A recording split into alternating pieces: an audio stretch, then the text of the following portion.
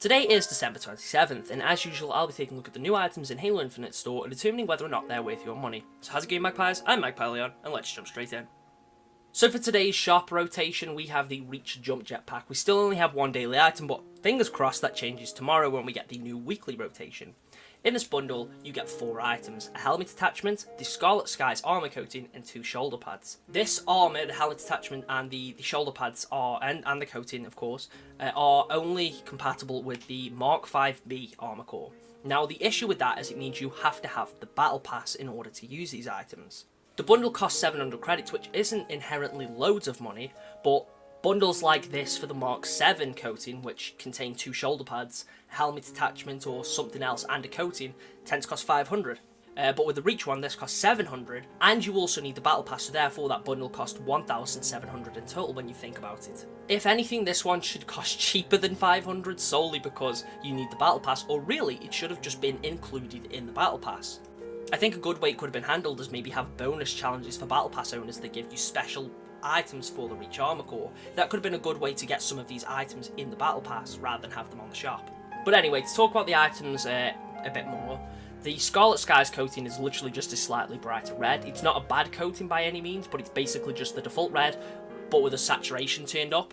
The 2 shoulder pads aren't bad by any means, but they're not ones I'd use personally. I prefer shoulder pads to actually cover my shoulders, so these don't really meet my my margin of what I'd actually use. They don't meet my preferences or whatever. They're not bad shoulder pads, and I can see why people would want them. Of course, they were in Reach, so some people might have a little bit of nostalgia attached to them, or they might want them because, you know, they used them in that game and they might like those shoulder pads. And the helmet attachment is fine. Again, it was one that's in Reach. It's compatible with, I believe, every helmet that's on there, that's in the battle pass for the Mark 5 core. So I think it's usable with all the helmets.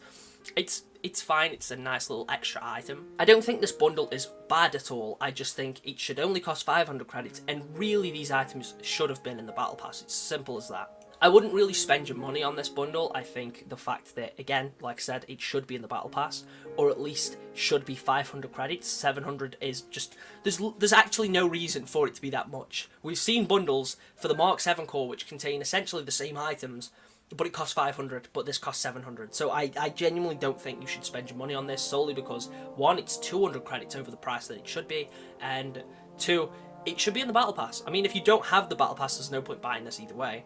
I think a good way to handle it would have been maybe if there's separate stores, so one for each armor core, and then that way people that don't own the battle pass aren't gonna, you know, have the time wasted with armor that they can only get in the battle pass. But anyway, that's pretty much everything I've got to say about that bundle. I won't be talking about the Cat Lovers bundle, the Maltese Mayhem weapon set, or the Fire and Frost set, as I covered all of those in my first video of the rotation, so if you want to hear my thoughts on them, I'll leave a link to that video on your screen now.